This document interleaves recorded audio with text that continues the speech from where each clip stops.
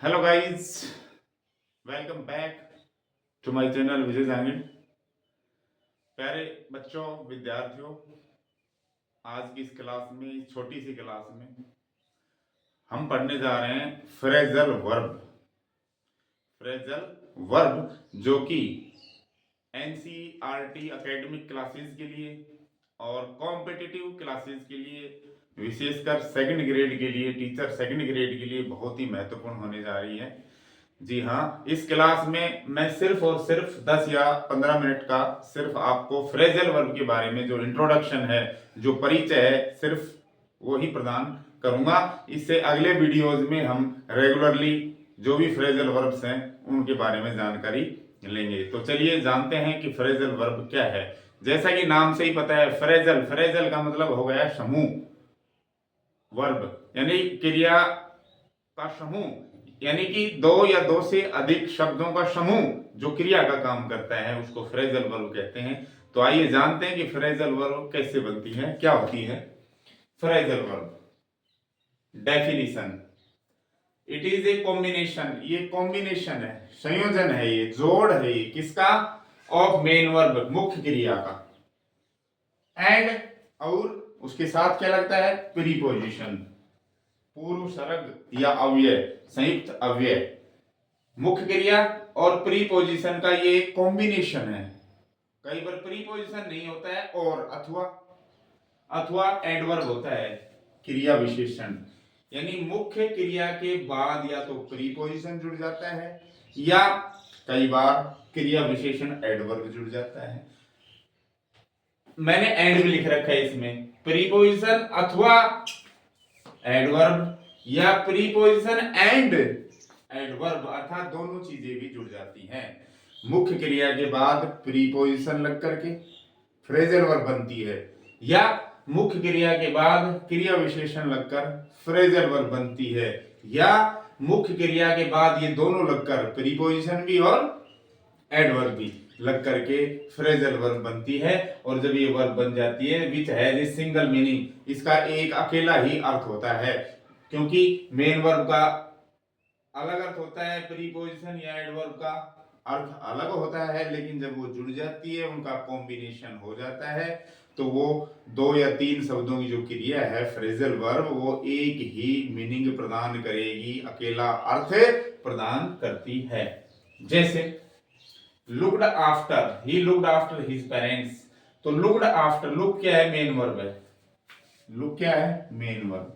इसके बाद मैंने जोड़ दिया प्रीपोजिशन आफ्टर। तो लुक मन तो देखना होता है, आफ्टर मीन्स बाद में होता है, बाद में देखना, लेकिन नहीं, ये दोनों मिलकर एक अर्थ दे रही है, देखभाल करना। उसने अपने माँ बाप की देखभाल की थी। लुक आफ्टर का मतलब होता है डियर स्टूडेंट्स, देखभाल करना। तो लुक मेन वर्ब के बाद प्रीपोजिशन आफ्टर जोड़ने से ये फ्रेजल वर्ब बन गई। अगला है सी सेट डाउन, वह बैठ गई नीचे। तो इसका अर्थ नीचे बैठना ही नहीं है, सिट डाउन का मतलब ही बैठना होता है, तशरीफ रखना होता है। तो ये जो एडवर्ब है, ये सॉरी ये जो नाउन है ये एडवर्ब है, न कि प्रीपोजिशन है। एडवर्ब का मतलब जो स्थान बताए, दूरी बताए। तो ये डाउन माने नीचे इशारा कर रहा है, तो ये एडवर्ब ऑफ प्लेस है। लेकिन सिट डाउन एक ही शब्द बन गया, एक ही अर्थ देगा, बैठना सिर्फ। सी सैट डाउन, तो ये एडवर्ब जोड़ने से सिट डाउन फ्रेजल वर्ब बन गई। The thief got away with, देखिए गोट, गेट क्या है? Main verb. उसके बाद अवे क्या है? दूर, क्या बता रहा है? दूरी, डिस्टेंस, ये क्या है? एडवर्ब। विद क्या है? प्रीपोजिशन। तो इस मेन वर्ब में एडवर्ब भी लग गया और प्रीपोजिशन भी, जैसा मैंने पहले बताया था, या तो प्रीपोजिशन लगता है या एडवर्ब, या दोनों लग जाते हैं। तो इसमें दोनों लग रहे हैं, तो तीन शब्दों की फ्रेजल वर्ब है ये। गेट अवे विद, इसका मतलब होता है कोई सामान लेकर भाग जाना। तो चोर ज्वेलरी लेकर के भाग गया। तो डियर स्टूडेंट्स, फ्रेजल वर्ब वो वर्ब होती है जिसमें दो या तीन शब्द होते हैं, और जो मेन वर्ब के बाद जो शब्द जुड़ते हैं उनको कहते हैं पार्टिकल। पार्टिकल में एडवर्ब भी हो सकता है, प्रीपोजिशन भी हो सकता है, पार्टिकल में दोनों भी, बोथ, दोनों भी हो सकते हैं। तो चलिए अब जानते हैं कि फ्रेजल वर्ब की कैरेक्टरिस्टिक्स यानी विशेषताएं क्या क्या हो सकती हैं। फ्रेजल वर्ब, पहली विशेषता है कि फ्रेजल वर्ब ट्रांजिटिव, सैकर्मक और अकर्मक इंट्रांजिटिव हो सकती है। यानी कि कुछ फ्रेजल वर्ब ऐसी होती है जो अपने साथ कर्म लेती हैं, ऑब्जेक्ट लेती हैं। कुछ फ्रेजल वर्ब ऐसी हो सकती हैं जिनको ऑब्जेक्ट या कर्म की आवश्यकता ही नहीं होती है। तो देखिए उदाहरण के माध्यम से, द बस ब्रोक डाउन, बस खराब हो गई। अब खराब हो गई तो उसके आगे ऑब्जेक्ट की जरूरत आ ही नहीं रही है, इसका अर्थ पूरा हो रहा है इसी से। तो ये क्रिया कैसी है? अकर्मक है, इंट्रांजिटिव वर्ब, इसमें कर्म की जरूरत नहीं है। अगला है I made up an excuse, मैंने बनाया, क्या बनाया? कुछ तो बनाया, और उसका ऑब्जेक्ट है एक्सक्यूज, बहाना बनाया था मैंने। क्या बनाया था? बहाना। तो ये जो फ्रेजल वर्ब है मेकअप, मेकअप ये क्या है? ट्रांजिटिव है, सकर्मक है, इसको कर्म की जरूरत पड़ती है। तो ये दोनों तरह की वर्ब हो सकती है, फ्रेजल वर्ब, इंट्रांजिटिव और ट्रांजिटिव। दूसरी बात, ये किसी भी टेंस में हम यूज कर सकते हैं, प्रेजेंट टेंस, पास्ट या फ्यूचर, किसी भी टेंस में। दूसरी विशेषता क्या है इसकी? ये सेपरेबल और इनसेपरेबल हो सकती हैं। जो फ्रेजल वर्ब है, फ्रेजल वर्ब यानी मेन वर्ब में जो प्रीपोजिशन एडवर्ब जोड़ते हैं उनको अलग भी हम करके लिख सकते हैं, और उनको तीनों या दो शब्दों को एक साथ भी हम लिख सकते हैं। तो इनको सेपरेट भी किया जा सकता है और नहीं भी किया जा सकता। किनको? प्रीपोजिशन एडवर्ब को मुख्य क्रिया से अलग करके हम लिख भी सकते हैं और नहीं भी लिख सकते, दोनों ही काम हो सकते हैं, लेकिन उसकी कुछ कंडीशंस हैं। तो उदाहरण से बता रहा हूं, जैसे turn off the light, turn off का मतलब बुझाना होता है, लाइट बुझा दो, हम इसको इस तरह से भी लिख सकते हैं। ये तो है इनसेपरेबल, इसमें अलग नहीं हो रहा है, एडवर्ब प्रीपोजिशन अलग नहीं हो रहा है। अगली उदाहरण में देखिए, मैंने अलग कर दिया, टर्न पहले नाउन लिया, ऑब्जेक्ट लिया, टर्न द लाइट ऑफ, यानी कि टर्न ऑफ को मैंने सेपरेट कर दिया। इसमें तो सेपरेट नहीं हो रहा, दोनों साथ ही हैं, लेकिन इस अगले उदाहरण में मैंने ऑफ को टर्न से, मेन वर्ब से अलग करके लिखा है, तो ये सेपरेबल हो गई। टर्न ऑफ कैसी है? सेपरेबल है, यानी हम इसको अलग करके लिख भी सकते हैं, और इनसेपरेबल और नहीं भी लिख सकते। किसको? वो कुछ अलग फ्रेजल वर्ब्स हैं जिनको हम सेपरेट नहीं कर सकते। लेकिन फिलहाल मैं ये बता रहा हूं कि जो टर्न ऑफ है यही सेंटेंस में इनसेपरेबल है और इसमें ये सेपरेबल हो गई, यानी टर्न को ऑफ से हम अलग भी कर सकते हैं। कब कर सकते हैं वो मैं बताऊंगा आपको अभी। इसमें देखिए, please look into the matter, कृपया मामले की इन्वेस्टिगेट, जांच करना। लुक इनटू का मतलब होता है जांच करना, मामले की जांच करना। तो हम इसको इस तरह सेपरेट नहीं कर सकते, please look the matter into, ऐसे ये नहीं हो सकता। तो चलिए अब जानते हैं कि जो फ्रेजल वर्ब सेपरेबल कौन कौन सी हो सकती है, इनसेपरेबल कौन कौन सी हो सकती है, और अगर वो हो सकती है इनसेपरेबल तो उसकी क्या क्या शर्तें हैं। तो चलिए देखते हैं डियर स्टूडेंट्स।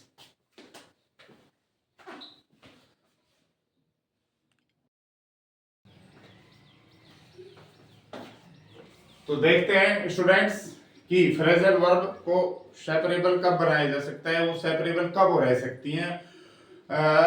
मेन वर्ब को पार्टिकल, प्रीपोजिशन या एडवर्ब से कब अलग किया जा सकता है। तो चलिए जानते हैं। पहली बात तो टू वर्ड वर्ब ही सेपरेबल हो सकती है। मैंने अभी बताया था कि फ्रेजल वर्ब में दो शब्द भी हो सकते हैं और तीन शब्द भी। तो वो फ्रेजल वर्ब जिनमें दो ही शब्द हों, मेन वर्ब प्लस प्रीपोजिशन या एडवर्ब, तो उनको ही अलग किया जा सकता है, वो ही सेपरेबल हो सकती है। कैसे? यदि मेन वर्ब के बाद कुछ पार्टिकल्स हैं, पार्टिकल का मतलब इसमें इसके अंग, इसके भाग जो मेन वर्ब के बाद जुड़ते हैं वो पार्टिकल कहलाते हैं, और जुड़ता क्या है? या तो प्रीपोजिशन या एडवर्ब या दोनों। तो यदि मेन वर्ब के बाद पार्टिकल्स कौन कौन से? ऑन लग रहा हो, ऑफ हो, अप लग रहा हो, डाउन लग रहा हो, अवे लग रहा हो, आउट आदि, अगर मेन वर्ब के बाद ये पार्टिकल लगे हुए हैं, ठीक है। दूसरी बात, और उस मेन वर्ब का जो ऑब्जेक्ट है, कर्म है, वो क्या हो? पर्सनल प्रोनाउन, व्यक्तिवाचक सर्वनाम हो। फ्रेजल वर्ब इन शब्दों से बनी हो और फ्रेजल वर्ब का ऑब्जेक्ट हो, और वो भी क्या हो? पर्सनल प्रोनाउन, व्यक्तिवाचक सर्वनाम, me, us, you, him, her, it, them आदि हो तो ऑब्जेक्ट जो है उसको पार्टिकल से पूर्व रखा जाता है, यानी जो प्रीपोजिशन और जो एडवर्ब है उससे पहले हमें ये ऑब्जेक्ट रखने होते हैं, यानी कि सेपरेट हो गई फ्रेजल वर्ब। मेन वर्ब के बाद जो ऑब्जेक्ट है वो आएगा, और कौन सा ऑब्जेक्ट, ये पर्सनल प्रोनाउन, उसके बाद फिर एडवर्ब या प्रीपोजिशन आता है। और यदि वर्ब का ऑब्जेक्ट संज्ञा हो, नाउन हो, तो ऑब्जेक्ट को दोनों जगह रखा जा सकता है, ये मर्जी की बात है भाई। आप पार्टिकल से पहले भी रख सकते हो और पार्टिकल के बाद भी रख सकते हो, ये डिजायरेबल चीज है, वांछनीय है, ये इच्छा पर डिपेंड करती है। अगर फ्रेजल वर्ब इनसे बनी हो और आप इनको अलग करना चाहो, कब, जब ऑब्जेक्ट नाउन हो तो अलग कर भी सकते हो, और नहीं चाहो तो अलग मत भी करो। लेकिन अगर ऑब्जेक्ट प्रोनाउन है तो भाई पार्टिकल को इनके बाद ही रखना पड़ेगा। देखते हैं उदाहरण से। जैसे मैंने कहा on, of, up, down, away, out. पहली बात तो ये होनी चाहिए फ्रेजल वर्ब में, देख लीजिए, on, out, up, away, off, down, सारे पार्टिकल्स लगे हुए हैं। अगर इन और दो शब्दों की फ्रेजल वर्ब हो, put on, check out, give up, put away, put off, write down, दो दो शब्दों की तो ये वर्ब है, और इनके साथ ये पार्टिकल लगे हुए हैं, राइट। तो ये इनको सेपरेट हम कर सकते हैं, कब, जब इनका ऑब्जेक्ट क्या हो, प्रोनाउन हो। कौन सा, ये वाले। तो इनको सेपरेट करना ही करना है। लेकिन अगर ऑब्जेक्ट नाउन है तो आप सेपरेट कर भी सकते हैं और नहीं भी, दोनों ही काम हो सकते हैं। तो पहले जानते हैं नाउन वाले, देखना। Put on the light, put on का मतलब होता है जलाना, पुट ऑन का मतलब होता है पहनना, जैसे लाइट जलाओ, टोपी पहन लो, कोट पहन लो। पुट ऑन का मतलब, देखिए डियर स्टूडेंट्स, एक फ्रेजल वर्ब के दो दो तीन तीन अर्थ भी हो सकते हैं। तो यहाँ अर्थ है पहनना, जलाना, क्या जलाओ, लाइट जलाओ। तो देखो ये फ्रेजल वर्ब है, ऑन लग रहा है, ये नाउन आ गई लाइट। तो आप चाहो तो इनको एक साथ भी लिख सकते हो ऐसे, put on the light, noun से पहले एक साथ भी लिख सकते हो, और चाहो तो इनको आप पार्टिकल्स को नाउन के बाद यानी ऑब्जेक्ट के बाद भी लिख सकते हो, पुट द लाइट ऑन, दोनों ही सेंटेंस ठीक होंगे। इसी तरह सारे इसी तरह के उदाहरण है सभी। चेक आउट का मतलब जांच करना, check out the school, school की जांच करो। तो ये नाउन है, नाउन से पहले आप इसको एक साथ भी लिख सकते हो, और चाहो तो अलग कर दो इसको, आउट को ऑब्जेक्ट के बाद लगा दो, check the school out, both are correct, दोनों ही सही है। गिव अप का मतलब होता है छोड़ना, give up your bad habits, बुरी आदतें छोड़ दो। तो ये ऑब्जेक्ट हो गया योर बैड हैबिट्स। चाहो तो आप पार्टिकल को यहां लगा दो बाद में, give your bad habits up, दोनों ही सेंटेंस ठीक है। पुट अवे का मतलब होता है उचित स्थान पर रखना किसी चीज को, तो पुट अवे द बुक, किताब को उचित स्थान पर रख दो, यानी put the book where it belong, जहां की है वहीं रख दो, इसको ठिकाने रख दो बोल देते हैं ना। तो चाहो तो आप बुक के बाद अवे लगा दो, पुट द बुक अवे, दोनों ही ठीक है। पुट ऑफ का मतलब होता है बंद करना भी होता है, बुझाना, और स्थगित करना भी होता है। तो कह रहा है put off the bulb, bulb को पुट ऑफ कर दो, पुट द बल्ब ऑफ, दोनों ही ठीक है, चाहो तो आप ऑफ को यहां लगा दो। Write down the number, number लिख लीजिए, राइट डाउन का मतलब होता है लिखना, तो write down the number, number लिख लीजिए, या राइट द नंबर डाउन तो भी ठीक है। तो डियर स्टूडेंट्स, ये कुछ फ्रेजल वर्ब हैं जिनके particles on, of, up, down, away, out हैं। इनको हम सेपरेट कर भी सकते हैं और नहीं भी कर सकते हैं। अगर नाउन है इनका ऑब्जेक्ट तो आप सेपरेट कर भी सकते हो और नहीं भी, दोनों ही काम कर सकते हो। लेकिन अगर ऑब्जेक्ट पर्सनल प्रोनाउन है, जैसे यू आ गया, इट, हर, इनमें से कोई भी, तो आपको सेपरेट करना ही करना होगा। आप इनको ऑब्जेक्ट से पहले एक साथ दोनों शब्दों को नहीं लिख सकते। जैसे I will see you off to the gate, see off phrasal verb है, सी ऑफ, सी ऑफ का मतलब छोड़ना, विदा करना। तो मैं आपको गेट तक छोड़ दूंगा, गेट तक विदा कर दूंगा। तो आई विल सी, तो सी उसके बाद प्रोनाउन, फिर आता है ये पार्टिकल, ऐसे होता है। अगर आपने इसको इकट्ठा लिख दिया जैसे ये लिख दिया I will see off you to the gate, तो ये रॉन्ग होगा, गलत होगा, ये बिल्कुल गलत है, ये सही है। डियर स्टूडेंट्स, अगला है put it of. Put off का मतलब स्थित करना, इसको स्थित कर दो, पुट इट ऑफ। अगर मैं इनको एक साथ लिख दूंगा और प्रोनाउन पर्सनल बाद में लगाऊंगा तो ये गलत होगा, ये सही नहीं है, ये सही है। तो डियर स्टूडेंट्स, अगर पर्सनल प्रोनाउन है तो ये वाली फ्रेजल वर्ब जो इनसे बनती है, इन पार्टिकलों से, उसको आप सेपरेट करेंगे ही। लेकिन अगर नाउन ऑब्जेक्ट है तो आप सेपरेट कर भी सकते हैं और नहीं भी। तो चलिए अब जानते हैं कि ऐसी कौन सी फ्रेजल वर्ब्स है जो इनसेपरेबल हैं, जो सेपरेट हो ही नहीं सकती, चाहे वो प्रोनाउन हो उसका ऑब्जेक्ट या नाउन हो, वो सेपरेट हो ही नहीं सकती। तो चलिए जानते हैं।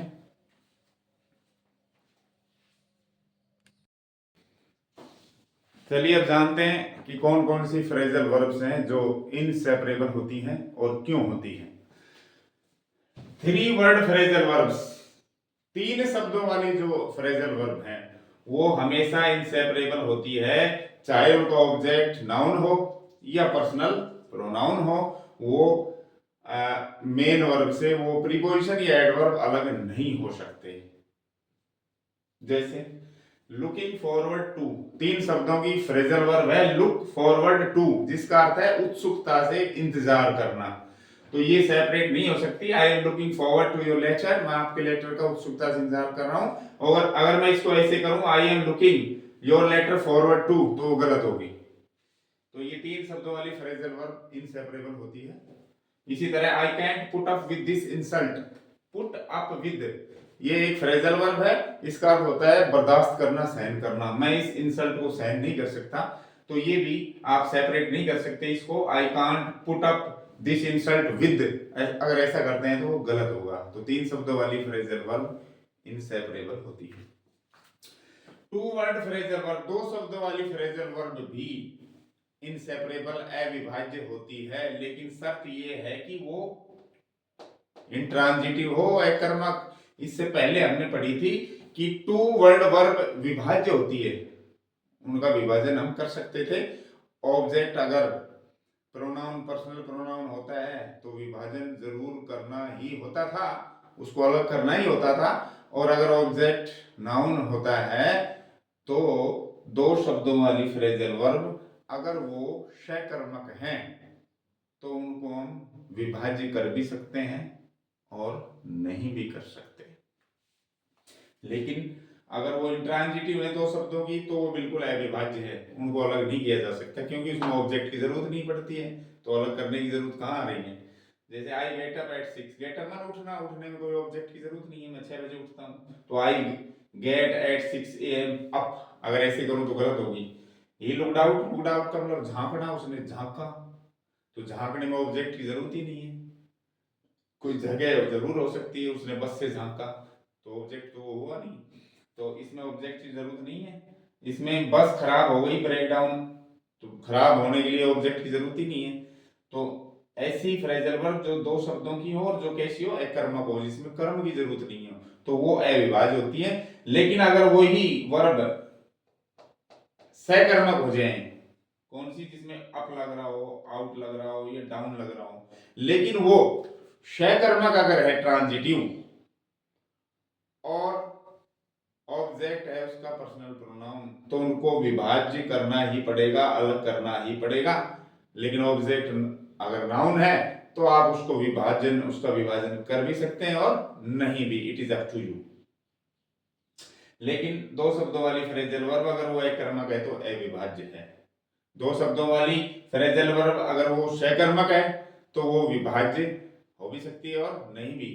अगर प्रोनाउन है ऑब्जेक्ट तो विभाज्य है जरूर, और नाउन है ऑब्जेक्ट तो आप उसका विभाजन कर भी सकते हैं और नहीं भी। इसी तरह अगर वर्ब के अंत में आफ्टर, फॉर, ओवर, इनटू, अगर ये प्रीपोजिशन लग रहे हो वर्ब के बाद, ये प्रीपोजिशन लगकर फ्रेजल वर्ब बनी हो तो वो भी अविभाज्य होती है, चाहे ऑब्जेक्ट संज्ञा हो या सर्वनाम हो।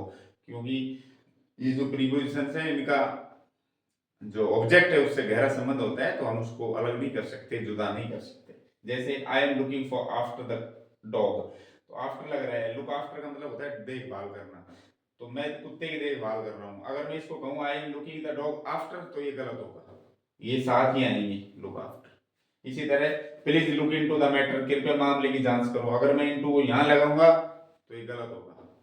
I am getting over the flu, मैं फ्लू जो बीमारी है, गेट ओवर मतलब स्वस्थ होना, तो मैं उससे ठीक हो रहा हूँ, स्वस्थ हो रहा हूँ।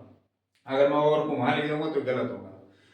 तो डियर स्टूडेंट्स, ये थी अपनी फ्रेजल वर्ब जिनके बारे में हमने जाना, जिनका एक छोटा सा इंट्रोडक्शन है वो मैंने आज आपको दिया। अगली क्लासेज में हम नियमित रूप से जो फ्रेजल वर्ब कौन कौन सी हो सकती है उनकी पूरी जानकारी हासिल करेंगे। और इस वीडियो में मैंने सिर्फ आपको फ्रेजल वर्ब क्या है और फ्रेजल वर्ब सकर्मक भी होती है और अकर्मक भी होती है, और फ्रेजल वर्ब को विभाज्य भी होती है और अविभाज्य भी होती है, और कब होती है, क्यों होती है, कौन सी विभाज्य होती है, कब होती है, कौन सी नहीं होती है और कब होती है, आदि जानकारी मैंने आपको दी। आशा करता हूँ आपको वीडियो अच्छा लगा होगा। Please don't forget to like, share and subscribe my channel Vijay Jahangir. Thank you.